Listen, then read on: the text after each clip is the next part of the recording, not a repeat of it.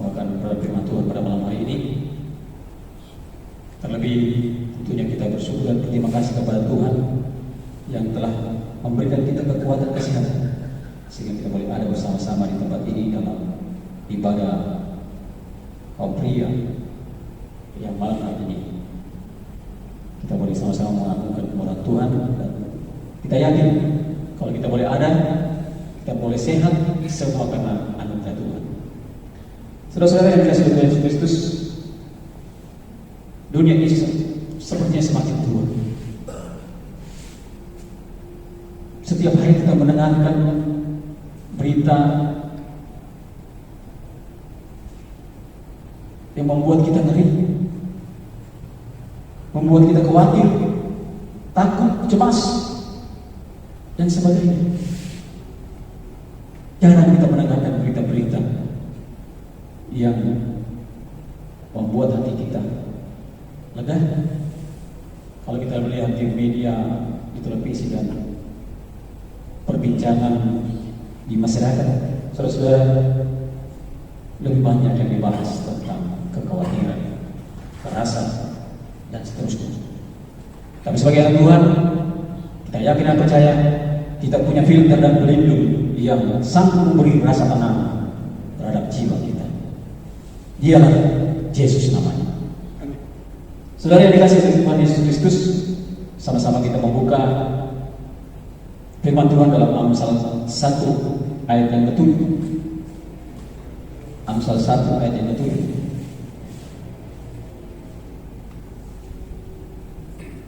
Dikatakan demikian, takut akan Tuhan adalah permulaan pengetahuan, tetapi orang bodoh menghina nikmat dan didikan.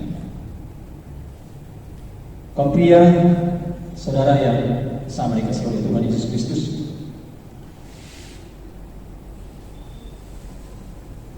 lewat pembacaan firman yang baru kita sama-sama baca, saya hendak memberikan tema pada malam hari ini, takut akan Tuhan kunci keberhasilan. Takut akan Tuhan kunci kesuksesan. Saudara kaum pria yang dikasihi oleh Tuhan Yesus Kristus, berbicara mengenai keberhasilan, kesuksesan, sudah pasti setiap kita umat manusia dan kita yang hadir pada malam hari ini, tentunya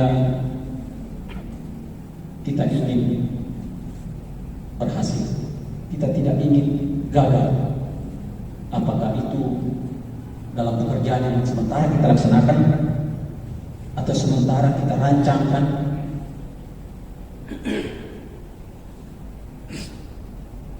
rencana pendidikan anak-anak kita. Semua itu kita ingin agar kita meraih keberhasilan, kita meraih kesuksesan. Lantas bagaimana kita sebagai anak Tuhan agar kita dapat berhasil? Apakah kita harus mengikuti arus dan cara-cara ala dunia? Saudara-saudara yang dikasihi oleh Yesus Kristus, kesuksesan memang merupakan suatu harapan, keinginan bagi semua orang untuk mencapai. Namun untuk mencapai kesuksesan dan keberhasilan tersebut bukanlah hal yang mudah, bukanlah hal yang gampang. Memang benar saudara bahwa kesuksesan itu adalah hak semua orang. Setiap orang mendapatkan namanya kesuksesan dalam hidupnya. Apapun karirnya, apapun usahanya, pasti dia sudah mendambakan atau membayangkan keberhasilan yang akan dia raih dari setiap usahanya. Saudara yang dikasihi oleh Tuhan Yesus Kristus, semua itu tidak mudah untuk kita capai. Ada waktunya, ada proses yang harus kita lalui, dan itu butuh yang namanya dan kesabaran. Saudara-saudara pemulia yang dikasihi Tuhan Yesus Kristus, ketika Raja Daud sebelum menjadi raja bangsa Israel, mungkin dia tidak pernah bermimpi kalau suatu saat telah dia menjadi seorang yang disegani. Dia menjadi seorang raja dari bangsa yang disegani. Dan tentunya kalau menjadi seorang raja, pastilah dia seorang yang mempunyai kuasa dan kekayaan yang melimpah ketika itu. Saudara-saudara yang dikasihi Tuhan Yesus Kristus, tapi itu semua butuh waktu dan proses. Banyak tantangan dan penolakan yang dialami oleh Daud, namun ia jalani dengan sabar dan tekun. Dan saudara, berawal dari tanggung jawab yang kecil, kepercayaan yang kecil sebagai pengembala domba yang dijalaninya dengan tekun dan sabar, Tuhan mempercayakan tanggung jawab yang besar sebagai pemimpin bangsa Israel. 1 Petrus 5 ayat 6. 1 Petrus 5 ayat 6 dikatakan, karena itu rendahkanlah dirimu di bawah tangan Tuhan yang kuat, supaya kamu ditinggikannya pada waktunya.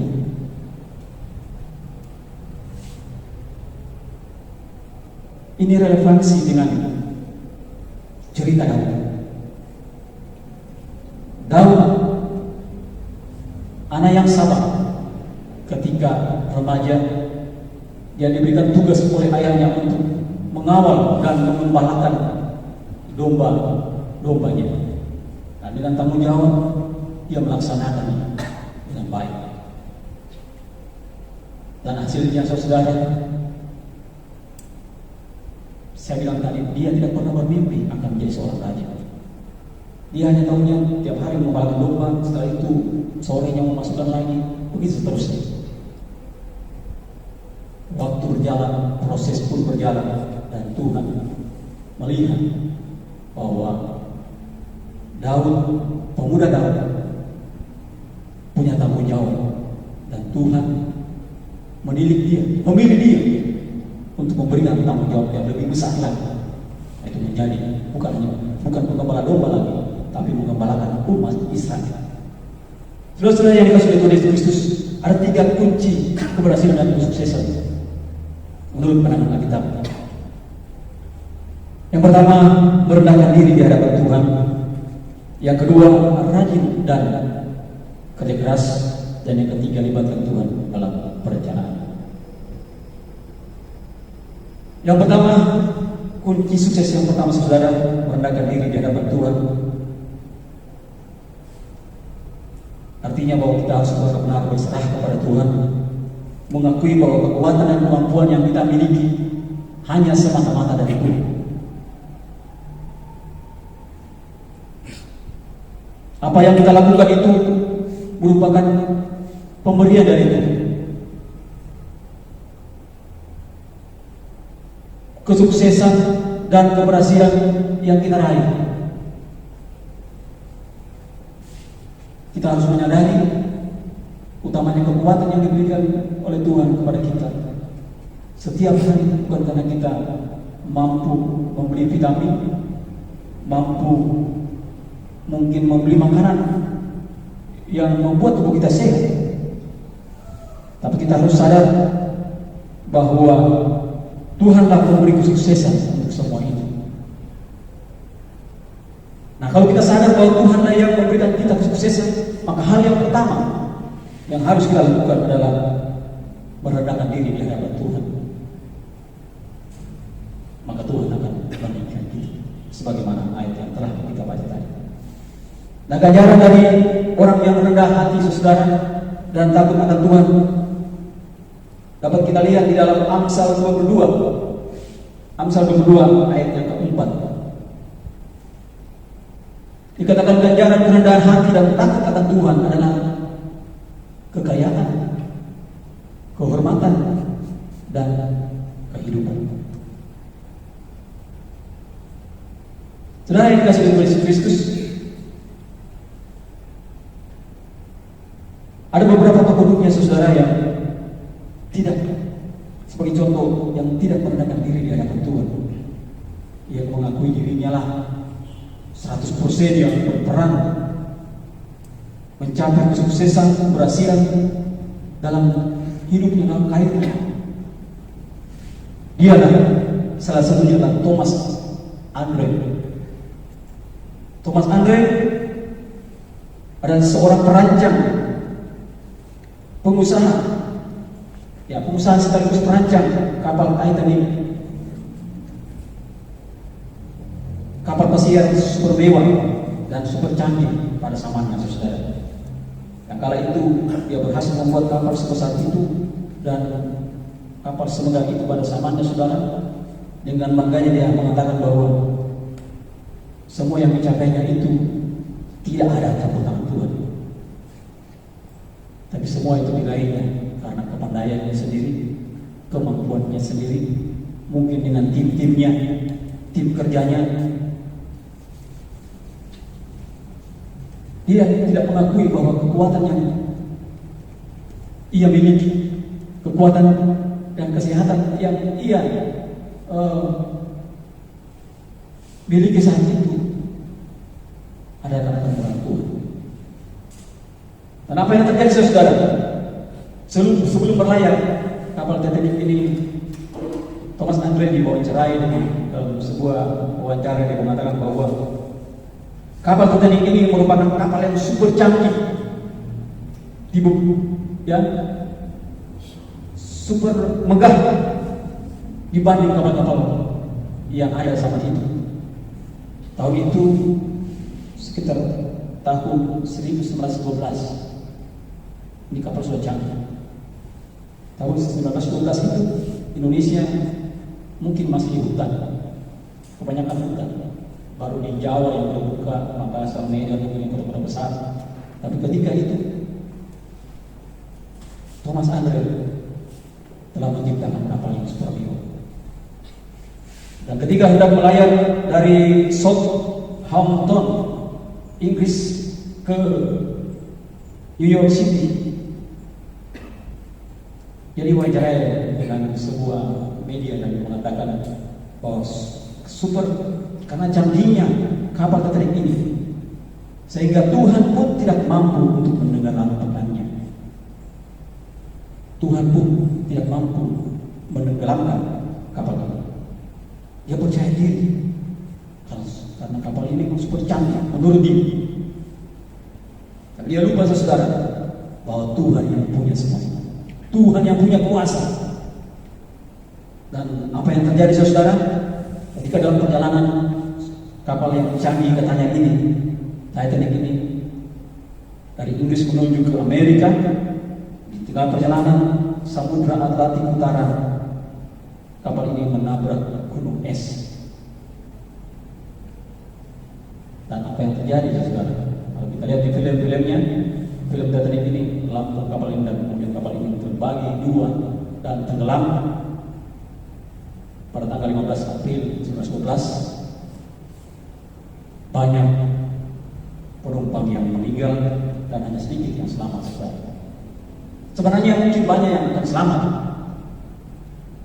tapi karena peristiwanya terjadi di Samudra Atlantik Utara yang dipenuhi dengan es, kebanyakan mereka mati karena beku.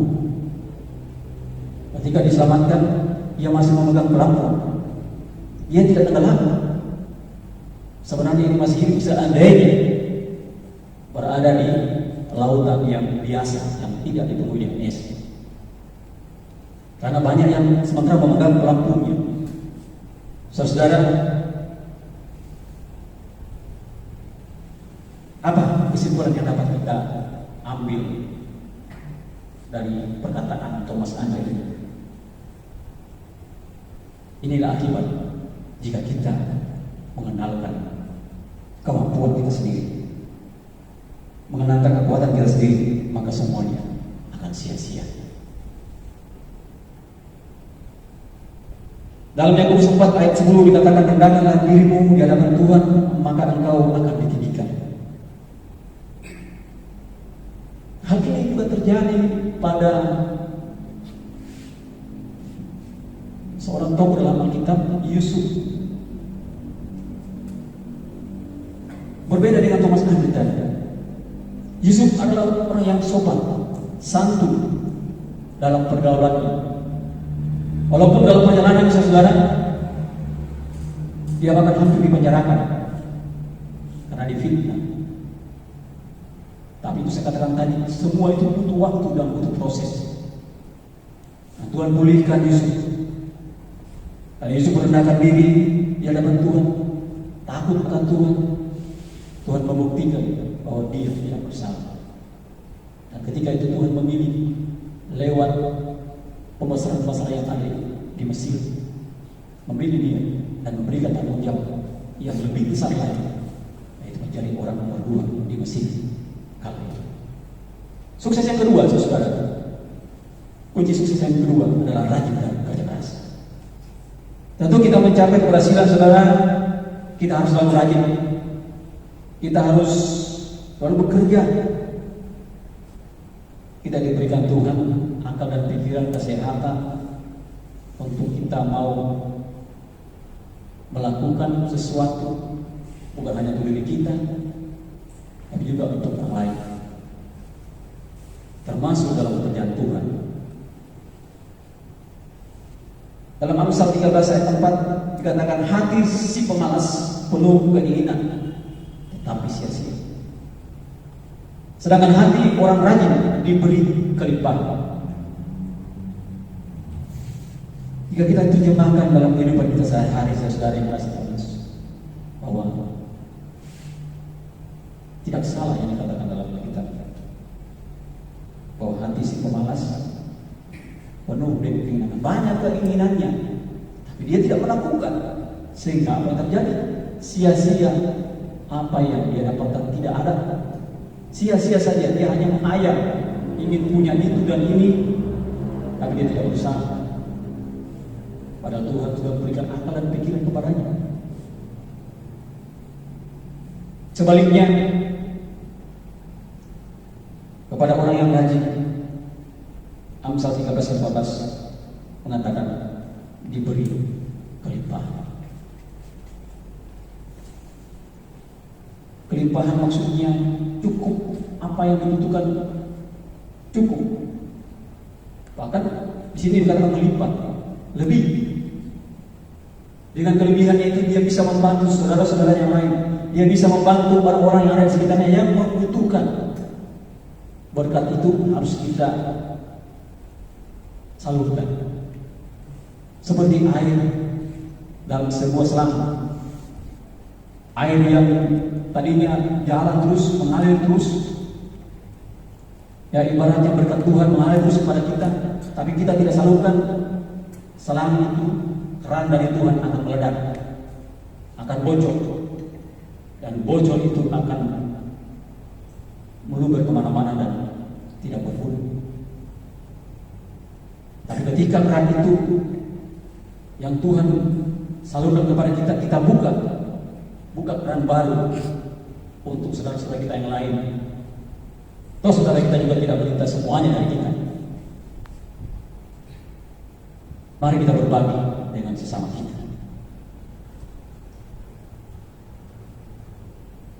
Jangan lupa, jangan salah kita menerjemahkan Quran ayat Kabura, saudara. Bukan kita berdoa sambil bekerja, tutup mata baru kita bekerja, tidak jatuh di got, saudara-saudara. Tapi ya, kita berdoa dulu kepada Tuhan sebelum memulai pekerjaan. Yakin pada Tuhan, Tuhan memberikan petunjuk kepada kita, Tuhan memberikan hikmat, dan Tuhan dapat mengirim orang-orang yang cerdas untuk menemani kita. Mungkin kita tidak mampu mengerjakan sendiri, tapi Tuhan, lewat teman kita, Tuhan gerakkan. Hei, Yesya, kau bantu saudara Nahum. Itu biasa tidak kita sadari, tidak kita bayangkan. Kita hanya bayangkan beratnya pekerjaan ini.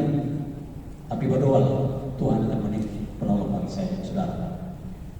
Kunci sukses yang ketiga adalah melibatkan Tuhan dalam perencanaan. Ketika kita ingin mencapai sebuah kesuksesan, saudara, maka kita selaku umat Tuhan yang percaya kepada Yesus Kristus, ya, mari kita libatkan Tuhan dalam segala hal. Apa yang kita perbuat, apa yang kita akan lakukan, saudara, kita libatkan Tuhan. Apalagi mengenai sebuah tujuan hidup kita, ya, kita libatkan Tuhan dalam perencanaan kita. Maka saya kira percaya bahwa sumber Tuhan, sumber berkat itu yang mampu memberi keberhasilan untuk kita tepat pada waktunya. Libatkan Tuhan dalam segala hal, dalam segala perencanaanmu, maka yakinlah bahwa keberhasilan akan menjadi hak saya, saudara. Seperti bangsa Israel ketika dia menghadapi musuh-musuhnya, ketika dia akan berperang, saudara, dia libatkan Tuhan.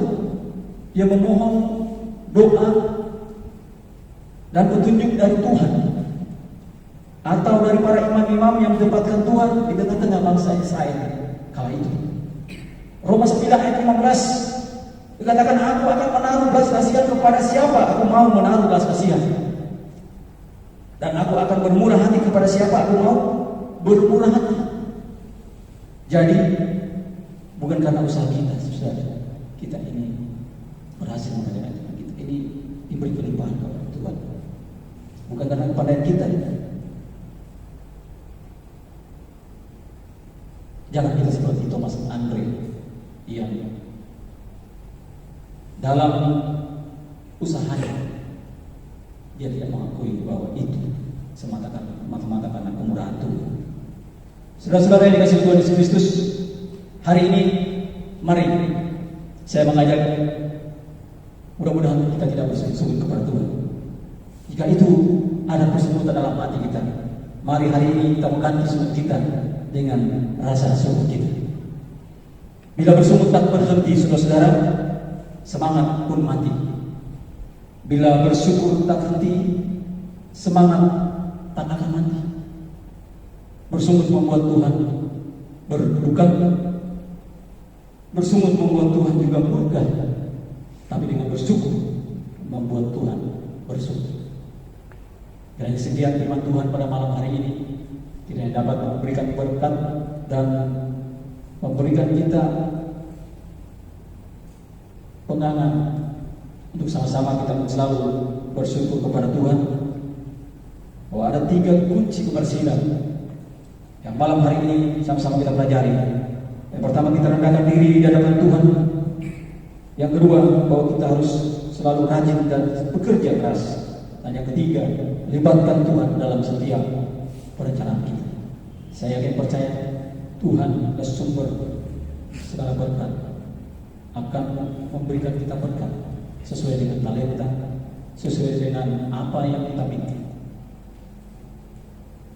Jangan keburu kita takut, jangan keburu kita kecewa, karena Tuhan menempa kita dengan waktu yang Tuhan tidak tentukan. Bisa saja cepat, bisa saja lambat. Percaya pada Tuhan, mujizat